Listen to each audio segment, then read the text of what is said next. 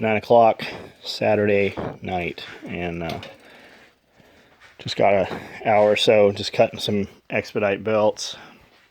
Those will ship orders, those will ship orders, those will ship orders. I'm going to head home and get some shit done there. It's actually, I guess it's 9:30. So, watch, sunglasses, turn the hot knife off, and tool bag, laptop bag, switch dirty farm shoes to clean car shoes. There's a bunch of gallons of acorns.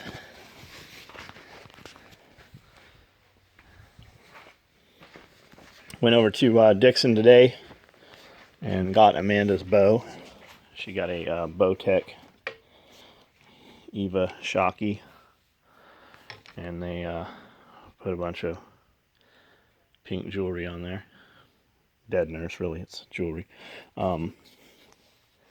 And she went with the same optimizer Light King single pin sight that I have, and you just dial that.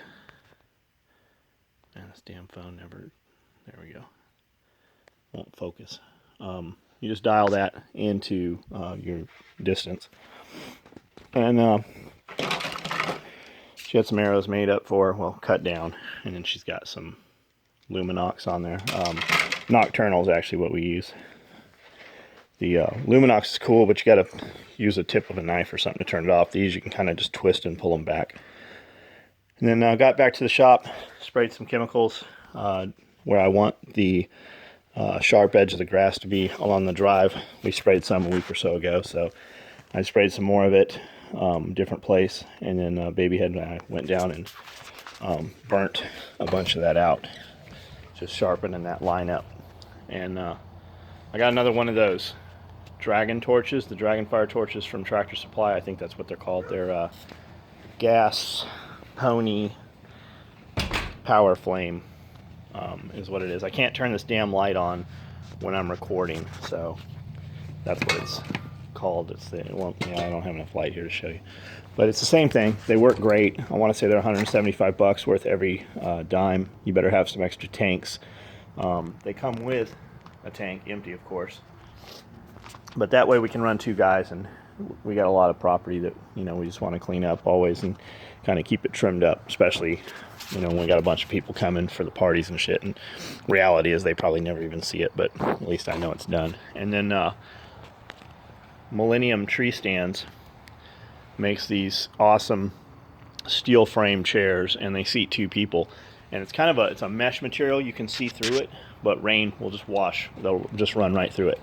So we can put them out, you know, when you're shooting out there or whatever. You can have some seats out there, or we can just put them up here on the front porch, and they're comfortable, and they got like it's almost like a tubular webbing. It feels like it, but it's not tubular, and they're just kind of suspension seats, and they fold up, though I don't know why. I don't know what the purpose of that is, but they just sit there, and they're fucking very comfortable.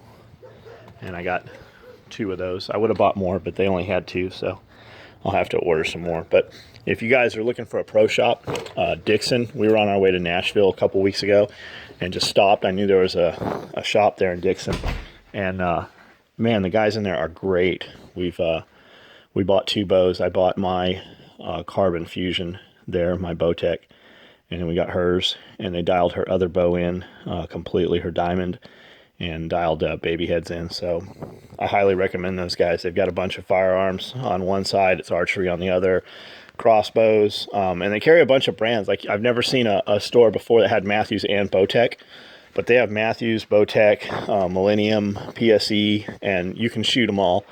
And the guys are great. They'll spend a lot of time with you, just going over the pros and cons, and if you want to try different sites and rests, and you know, they'll do all of that shit for you. They've been awesome to deal with. And Amanda wants to hunt. Like, I could really give a shit about hunting. I've got feeders out there and game cameras and everything. You can't hunt here till 10 days after you stop feeding, so she couldn't hunt right there, but she could hunt on the other side of the property. But she's real into this and wanting to get out there and shoot some deer. I told her if she shot every day, since I got my bow, that we'd buy hers, and she has every single day. So we got some heads. If any of you guys that watch our videos are industry guys and you've got any input into this, by all means throw that out there. I've never hunted anything with a bow. She hasn't either. We just went with 100 grains broadheads because so many companies you can get 100 grain and literally everything, and it's all packaging. We went with these because the kid had shot a deer this morning with these broadheads. That's what he nailed his doe with this morning, so we just went with those. If it was up to me, I would have just bought by packaging. One said Ninja on it and it was black and red, so that's what I would have got. But I'm not a, I shoot archery stuff, but I'm not a big hunter. As a kid growing up, I always wanted a compound bow, especially after Rambo had that takedown bow. So I ended up for Christmas, probably like 15 or 16 years old, maybe a little younger than that. We had a shop called D&G Archery in San Diego, and the lady there was a Olympic archer. So she gave lessons and shit, and there was mounts all over the shop and hunters and stuff, but I ended up getting a Cyclone Intermediate was the bow, and it's all Mom could really afford at the time. It was black and had like some baby blue fucking writing on it, and had some Game Getter 2s, aluminum Game Getter 2s, with red and white turkey feathers on there. And I didn't know anything about shooting with a release. I shot with just fingers, raw fingers. I had calluses on my fingers from doing it so much, and I didn't have any sights. Couldn't afford sights, and didn't really know shit about that. And it was a drive to get to the archery shop. The internet didn't exist then, so you couldn't just Amazon that shit to your house. And you literally couldn't back then. Shit, we couldn't even order off the computer. You had to call them or have a catalog and order it and send a check, and the whole fucking 9 yards. So as a kid growing up, I didn't know that shit really even existed. Didn't have the money to get it, so I was just tromping through the canyons shooting bunnies just with these arrows, and you'd lose one, and then you'd fucking just tromp around for 30 minutes trying to find that arrow because I couldn't afford it anymore. And like, they made these arrows, like they fucking glued the vanes on them and the whole deal. So, and I got to where I could shoot rabbits. I don't know, 50% of the time I'd hit these damn things, and we just tromp through the brush and just ground squirrels and cottontails, just flush them up and just shoot these things just by fingertips. And then in the backyard, Mom had a bunch of baby food jars from canning and just different glass canning jars and shit. But I got to where I could stand, and it was probably 30 yards across the backyard maybe, but I could shoot these little baby food jars and nail them every time, standing in the same place, knew the distance and shit. So I did a lot of shooting bunnies and stuff then. And then, AR-15s, and we were tromping through, three of us, and just hitting coyotes and bunnies and just fucking slaying animals then. And the bow kind of fell to the side. I always had him as a kid, but now I've got, something cool. Right before we moved to Tennessee from California, we stumbled across a shop called the Bow and Arrow Shop in Santee, or maybe it was Lakeside. I think it's still Santee, the area before Lakeside. Bow and Arrow Shop, and this dude Bruce spent a lot of time showing us Bowtech bows and stuff, and I couldn't afford a Bowtech bow really. We were moving and had all that going on, and business was just restarting. And but I bought bows. I was still shooting my old bow, my Carbon Extreme, this old beast. And in the 90s, that bow, that was the shit. But I bought Bowtech, or Diamond bows for Cody and Dakota and Amanda, just so that they would shoot. And I just continued to shoot my bow and put some sights on it and got a release. And Bruce spent a lot of time with us doing that shit, and he's great. If you're in that area, go see him. the bow and arrow shop in Santee, and tell them I said hello. I'm sure we have some, people that watch my videos and customers that are into archery are in that area, and I'm sure somebody goes in that shop. Just tell them I said hello. Tell them I'm the dude that moved to Tennessee. I've talked to him since I've, left California, and he'll know who I am. But definitely give him your business if you live down there and you're looking for a pro shop. He was well worth it. And then if you're in, Nashville or Dixon area, by all means, check out the Dixon outdoor store. Even if you already have a pro shop and you're just in the area or something, go by and, give those guys a look. Those guys are pretty cool. And I have too many damn keys and not enough light. I'm trying to hold this damn telephone. I'm not sure where my Range Rover key is here. Anyways, there's a place over there called Dixon Tractor Farm Supply, something like that. I see them on Craigslist all the time, and they have a bunch of, pre-owned equipment in there. And I'm looking for a vacuum, like a lawn leaf vacuum, because I want to vacuum up all the leaves and then use them on the property. Oh, there it is. Use them on the property to build soil and the grass clippings and shit. So basically, there is a giant bagger that will go on my Exmark, and they're like $3,500. And that's a costly investment. It'll hold a shitload of leaves. I think it was like 12 bushels or something. And you just back up where you want it, pull the lever, and it self-dumps. It's all metal framed.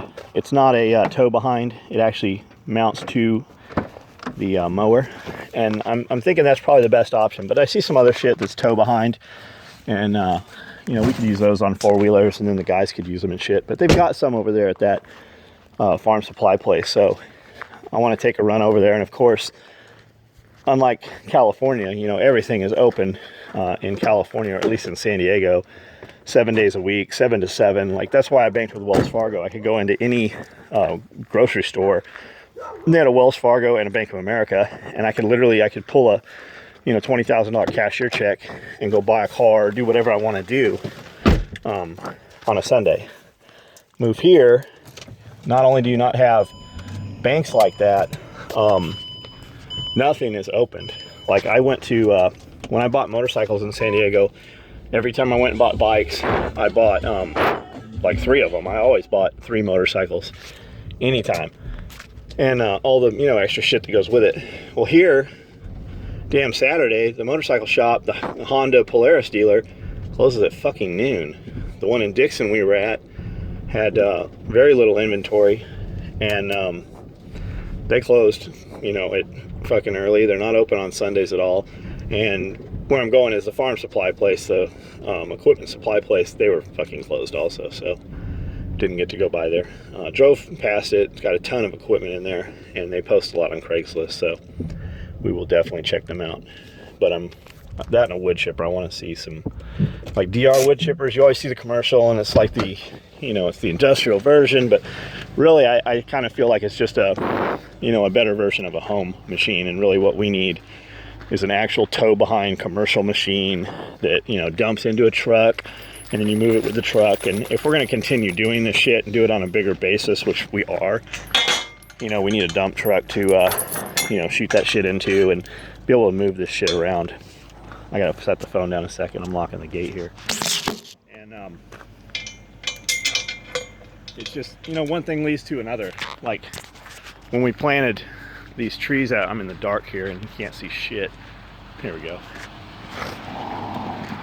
Like, these trees, we got 20 little fruit trees here, and these started as we were at Tractor Supply and they had them all 20% off, so we bought a bunch of shit, and then we immediately went to Lowe's and saw what would cross-pollinate with each of them and got all the appropriate cross-pollinators, and thought, well, if we're going to plant something, let's make it usable. So that turned into, okay, dig some holes, let's plant this. Well, we couldn't dig holes, it's all rock. So that turned into, let's rent a tractor. So then the dirt we're pulling out is all rock, so we had to go get some decent dirt, and that was all loam, unknowing, I didn't know shit, I didn't think nothing of it. And a buddy looked at it, he goes, yeah, those trees aren't going to grow in that shit. That's great for a motocross track, but it's all clay and loam. So that turned into getting some catfish pond soil that had been dredged, which turned into, well, we'll give you a better deal. We got 15 truckloads, so we bought 15 truckloads of it to get it at, $40 less per load, and just one thing after the other. So we put, I don't know, maybe 20 trees in. 6 of them fucking just die. No rhyme or reason, in between other trees. But it's just everything, man. It all turns into something, and I love it. I've always wanted like a riding mower. Living in San Diego, my grandfather, my mom's dad, growing up, repaired mowers and bicycles and took them to the flea market and shit. He was in the carpenters union and then retired, and I watched him do all that shit and got to work on them here and there a little bit as a kid. But we just had a small lawn, and I always wanted lawn equipment. I always wanted a chainsaw, but really had no reason to have one there. And it was cool to be able to do all that shit. So that's it. I'll go ahead and I'm going to turn this off. I'm about to drive home, and my phone's showing I only have 19 minutes to record. I got to dump some video out of the phone.